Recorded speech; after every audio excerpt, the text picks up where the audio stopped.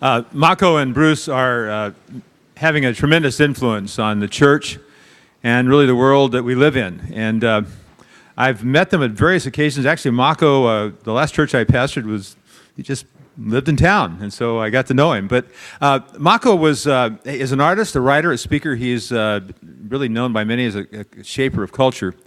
A presidential appointee to the National Council on the Arts from 2003 to 2009. His work is exhibited in galleries all over the world. And he has two honorary doctorates, one from Belhaven University and the other from Biola University.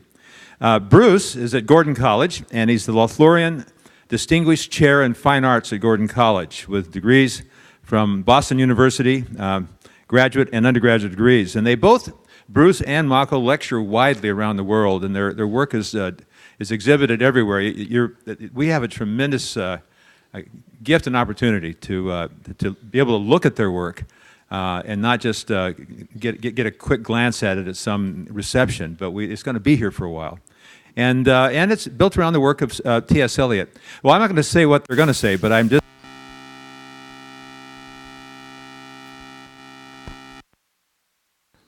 Okay, that's good. Anyway, let's welcome Mako Fujimura and Bruce Herman here.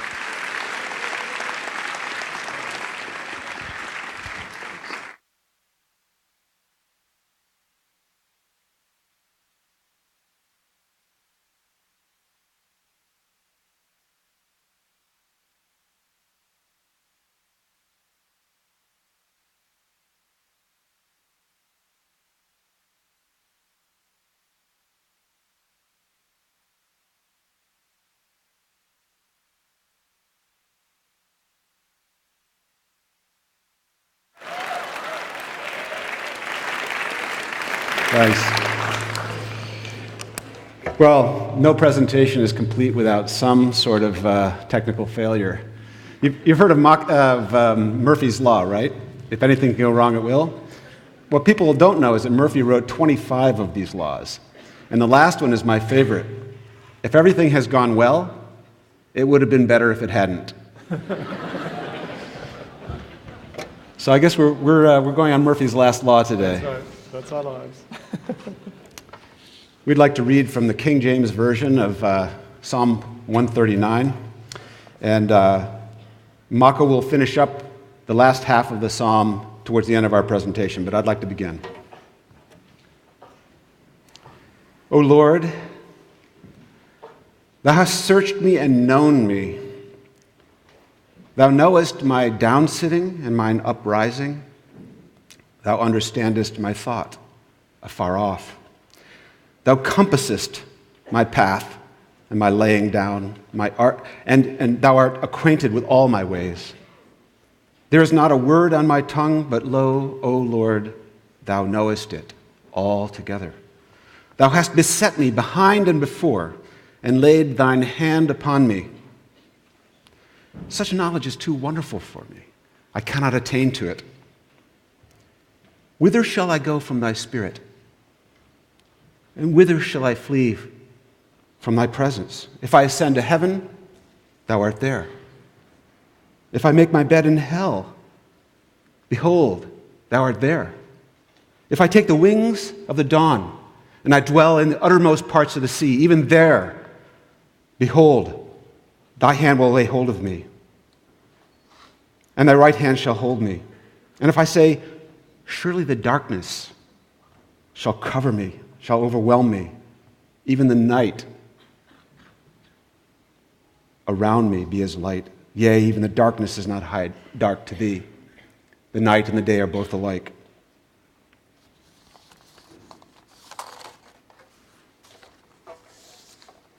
So this morning, we're going to tell you the story of our meeting, our friendship, this project that's come out of it, the Quartets Project. I think you'll see before long the deep connections that run between our work, between our persons, and ultimately our devotion to Jesus Christ. Mako? Yeah, and we decided this morning we have prepared a set of slides and we decided not to show them to you. We're going to tease you a little bit. The problem with images and the work that we do is that it's very hard to translate into digital media. So it's our hope that instead of seeing them on translated, digitized version, which gets projected by these projectors onto a surface here, and you're trying to read them, that you will go directly and see the works. Now, of course, you're welcome to come tonight, and we will be there with you. I hope you get to hear the music which was composed for this project by Chris Theophanides, one of the greatest composers living today. And his piece at the Still Point is a magnificent music, that type of music that you probably have not heard before. It's a new paradigm, I think, in how compositions are being done today. But you're welcome to come and join us for the opening, but also we would urge you to find time to stop by the museum, a gallery, by yourself, and spend some time looking at the pieces. You will find that my work is very different from Bruce's. And you might say, well, it's very abstract and I don't understand it. That's okay, because Bruce has said many times, and we're going to speak for each other here. We've done this so many times that we can actually speak as if the other person is complete each speaking. other's sentences. Yeah. Bruce said many times, if you want to understand something, then learn to stand under it. Don't stand over it and think you can master something, anything, whether it be art, life, or the gospel, by standing over it and thinking you understand God, or you understand yourself, or you understand the psalm that we just read, this magnificent Psalm 139, full of mystery and wonderment. And we think we understand it. But as Bruce reminds us, we need to learn to stand under it. Now, I've known Bruce since 1997. And the way I met Bruce was through a prayer by a friend of his, asking for prayer for this artist whose house and his studio just burnt down. He lost 40 years of work. Entire thing has been burnt down. And I asked myself then, I was a fairly new Christian. I was at a conference called for Christians in Visual Arts conference, and I asked myself, how does one pray for that? Oh, what a devastating thing to have happen, especially to an artist whose work is only in the flesh. It's not like music where people can play it. His work is gone. Over 40 years of his work, entire life, disappeared. How would I react? Not very well, I thought. About 2 years later, I met Bruce. And I went up to him, introduced myself. I said, Bruce, I heard about what happened. I'm so sorry. I've been praying for you. And he, with his full grin, said, well, that was the best thing that could ever happen to me. And now if you know Bruce, you know that grin. It's an invitation to journey with him, to say that even though the darkest part, even if I make my bed in the depth of hell, God is there with me. And he has lived this out in his life. And at that moment I said, either this man is crazy, or I really need to get to know him.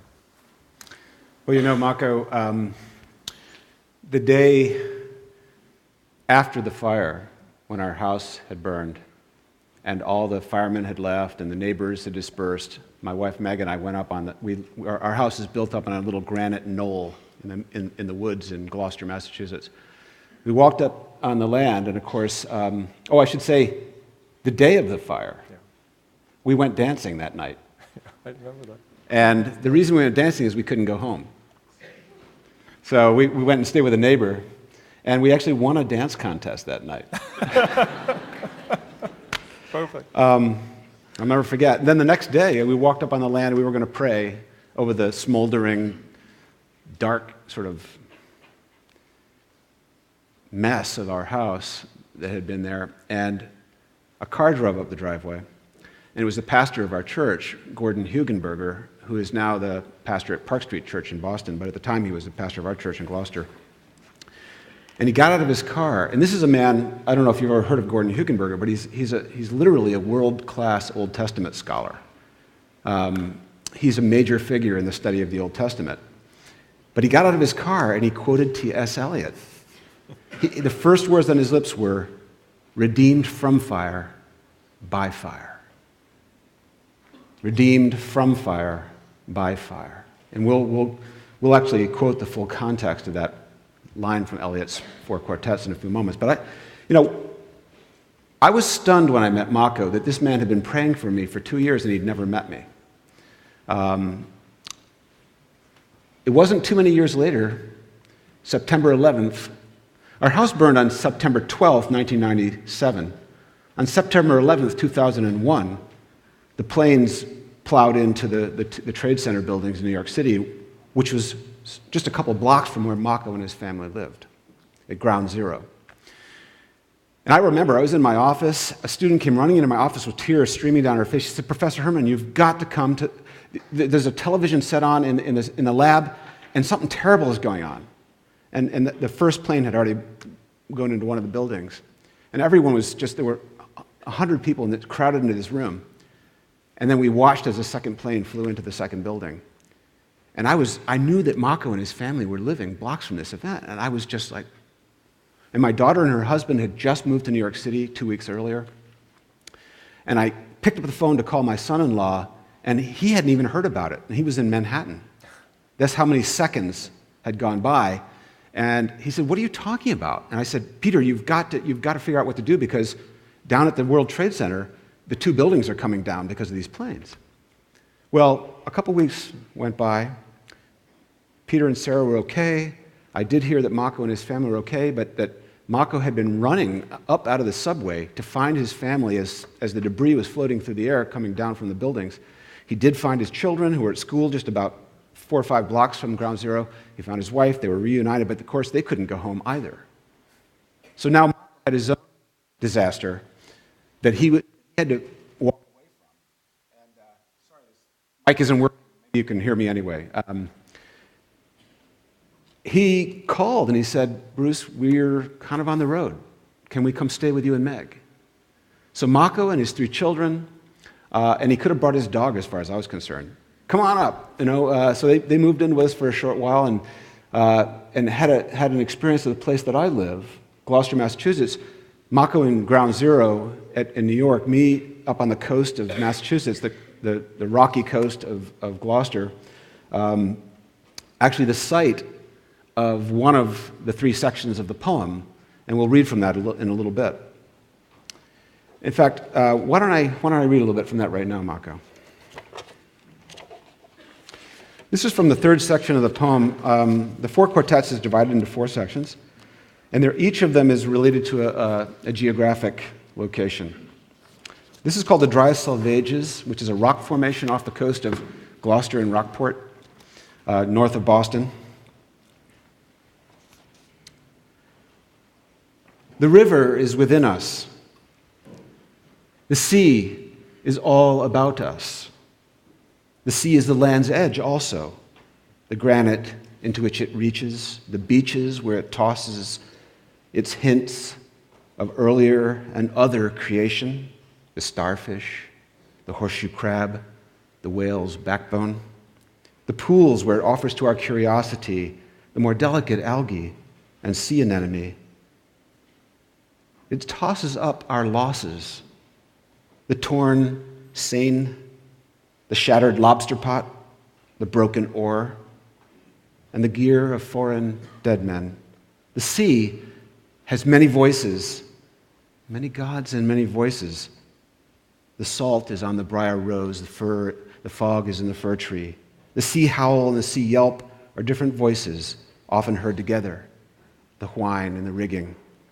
And Eliot goes on to describe what I live, the place I live, in great, amazing language. But what he does in this poem is he makes us realize that wherever it is that we live, there is the real presence of Christ. This poem was the last poem that Eliot wrote. It was after his conversion, and in many ways it's a Christian manifesto, which we'll be exploring a little bit later. Mako, can you tell us a little bit about 9/11? Yeah, well, what's amazing about our journey is that we became friends through these circumstances, and yet as we embarked as creative people, we moved forward, or fare forward, as Eliot would say. We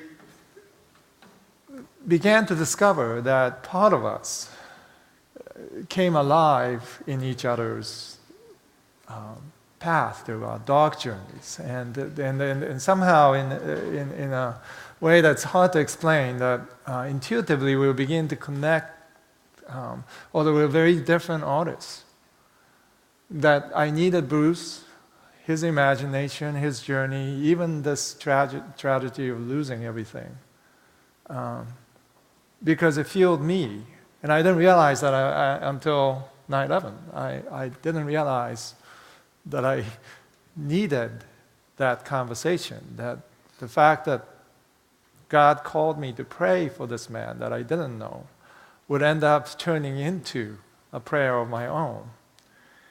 And so you can imagine the confusion and the chaos that, living 3 blocks away from the towers and not knowing if your children made it okay, and the shock, the trauma that I think I'm still recovering from, and the shock that he must have gone through in discovering his works are all gone and his house is burnt down. These things are hard to talk about, actually. They're not something that is easy for any of us to talk about. And I'm wondering, and I'm sure that you have these experiences, what I call ground zero experiences of your own, where you feel lost, perhaps abandoned, you feel orphaned.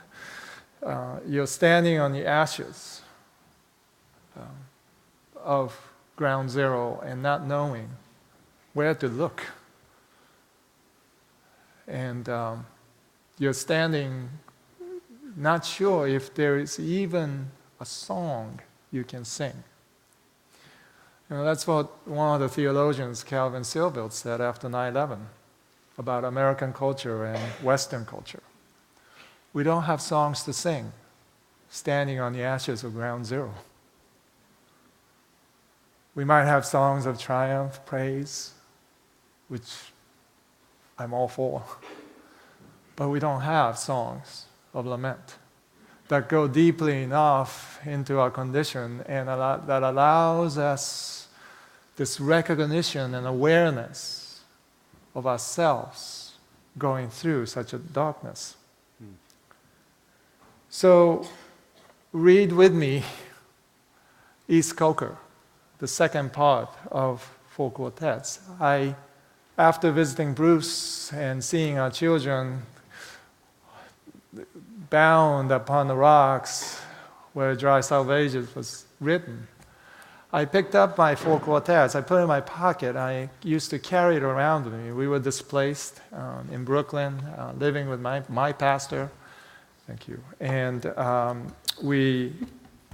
so I would go back and forth between my studio in Tribeca in this area which was closed off. You had to show an ID to get in.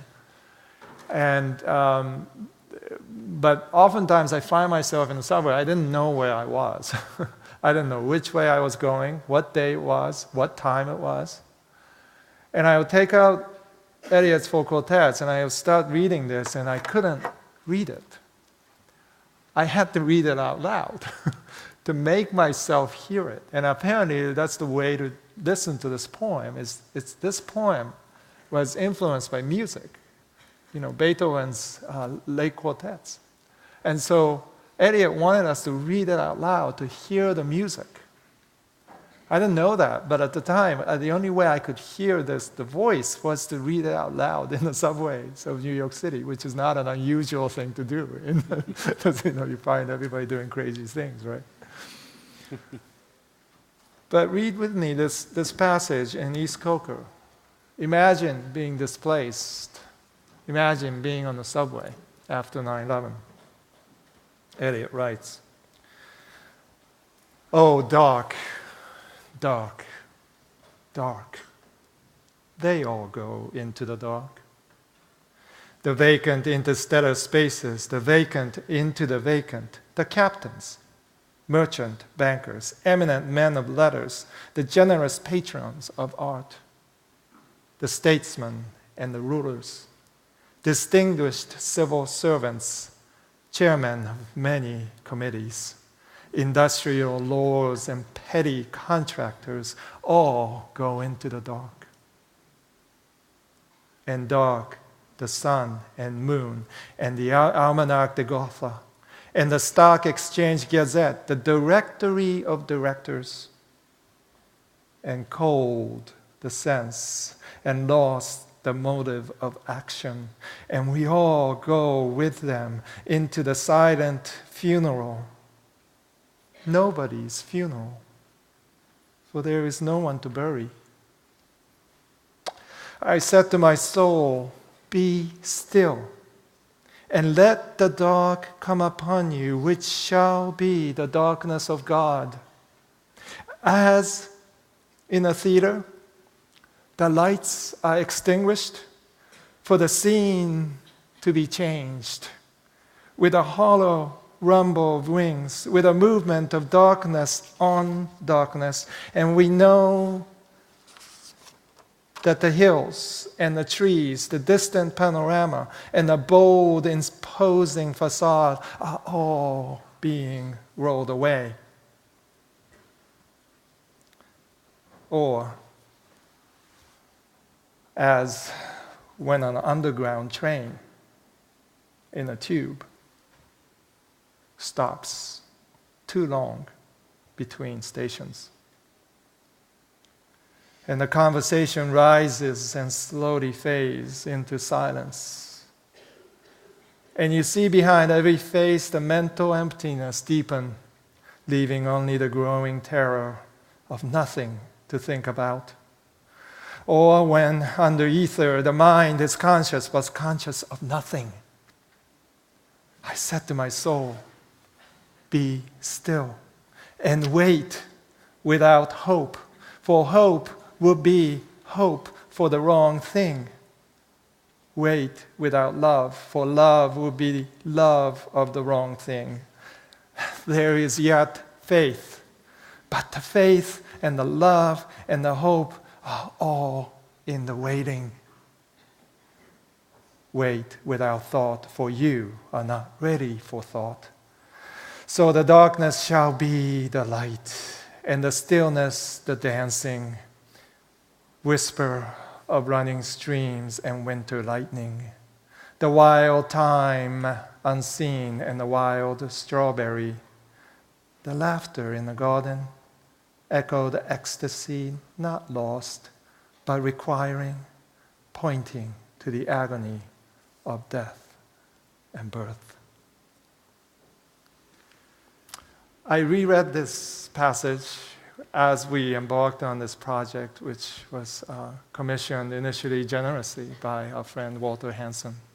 Thank you, Walter, for being part of this journey and being part of a conversation with us ever since. And I thought to myself, what a depressing passage. This is the darkest point in the poem, the lowest ebb. And I was trying to think back to that time after 9/11. I was reading this passage and I found it so comforting. Why did I find this passage, this dark, depressing passage, so comforting? Well, I think it was because I heard a voice. I heard the voice of a friend. I heard the voice of a fellow journeyer, a poet, who went through what I was going through, who felt the trauma of his time pressing against his very being. And all he could do as a poet was to squeeze out a few words and to articulate something that very few people in history has been able to articulate. That place, as Christian Wyman said, my bright abyss. That dark place that poets are able to enter and come out of, navigating through as maybe a captain of a ship, carrying us through the darkness, weaving in and out. And the dance that is recognized, that voice I heard as I was reading this poem out loud in the subway, not knowing where I was going, but I recognized that voice and I was comforted because he knew what I was going through. Just read again from Psalm 139. If I ascend to heaven, thou art there. If I make my bed in the depths of hell, thou art there. If I take the wings of the dawn and I dwell in the uttermost parts of the sea, even there thy hand shall hold me, thy right hand shall guide me. If I say, surely the darkness shall overwhelm me, and the day around me be as night, behold, even darkness is not dark to thee. The day and the night are both alike. So we've found ourselves in this strange dance as, in a sense, polar opposites as artists. I'm a figurative artist. The human face and form are very, very, very important to me as a painter. Mako's work is without recognizable subject matter. There's no object in his paintings. And yet what we do is we meet in this place of loss and weakness. As Paul says in 2 Corinthians chapter 12, I asked the Lord 3 times to remove this thorn in my side, and his answer was, my grace is sufficient unto you, for my strength is made perfect in weakness. That's really what we've discovered together as artists, is a strength that comes out of our mutual weakness and a kind of submission to one another. Another place where Paul in Ephesians says, in chapter 5, he says, be submissive one to another out of reverence for Christ. That's not a happy-sounding phrase for stark individualist Americans. We don't like to submit to anybody.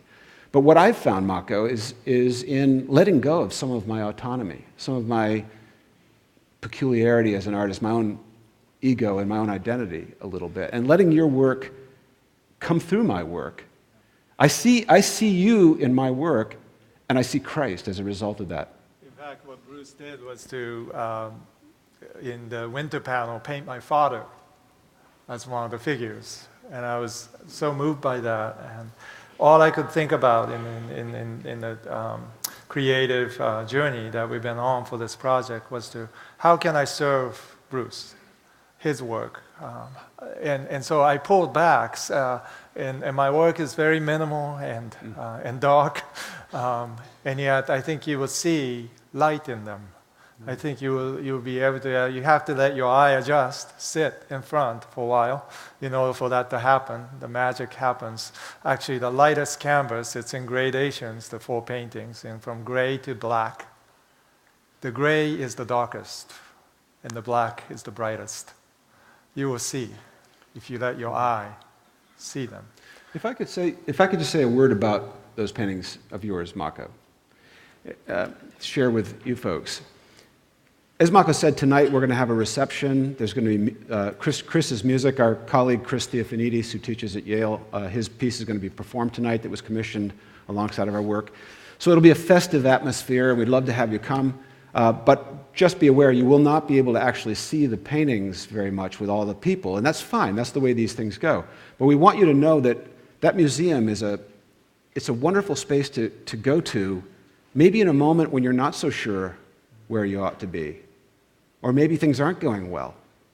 Go in and, if you will, sit with Mako's paintings, sit with my paintings. Spend some time looking. In particular, I want to talk about one piece of his. It's the last of the 4 that he made. It's called Quartets Number 4.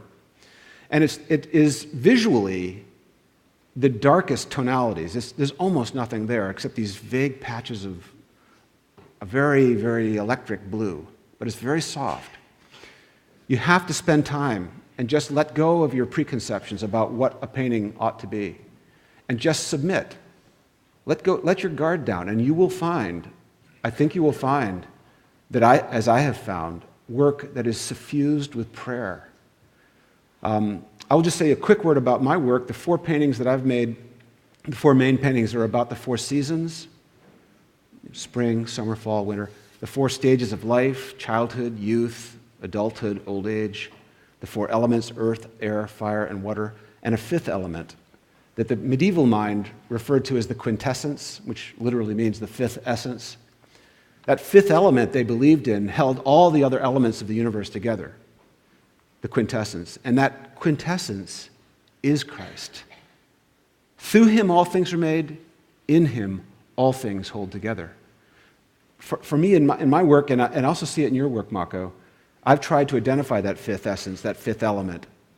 And it comes to me as gold. It comes to me as gold because gold doesn't tarnish. It doesn't change. It's a fitting emblem, I think, of the presence of Christ. And you will find that in Bruce's painting that the youngest boy in the apple tree hidden has the oldest face. And my father, who is 87, still living in Japan, he's an acoustics researcher, one of the world's pioneers in that field. My father's face is the youngest. Mm-hmm. Let me finish by ending with Psalm 139, and I will pray as well. If I say, surely the darkness shall cover me, even the night shall be light about me. Yea, the darkness hideth not from thee, but the night shineth as the day. The darkness and the light are both alike to thee. For thou hast possessed my reins. Thou hast covered me in my mother's womb. I will praise thee, for I am fearfully and wonderfully made. Marvelous are thy works, and that my soul knoweth right well. My substance was not hid from thee when I was made in secret. The curiosity wrote in the lowest parts of the earth. Thine eyes did see my substance, yet being imperfect. And in thy book all my members were written, which in continuance were fashioned, when as yet there was none of them. How precious also are thy thoughts of me, O God. How great is the sum of them. If I should count them, they are more in number than the sand. When I awake, I am still with thee. Surely thou wilt slay the wicked, O God. Depart from me, therefore, ye bloody men. For they speak against thee wickedly, and thine enemies take thy name in vain. I hate them, O Lord, that hate thee? And am I not grieved with those that rise up against thee? I hate them with perfect hatred. I count them as mine enemies. Search me, O God, and know my heart. Try me and know my thoughts, and see if there be any wicked way in me, and lead me in the way everlasting.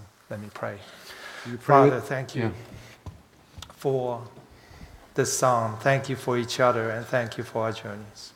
Thank you for the darkness that we go through, even wrestling with evil and darkness. We praise you, for we are fearfully and wonderfully made, and go with us as we go into this day. In Jesus' name, amen. Amen.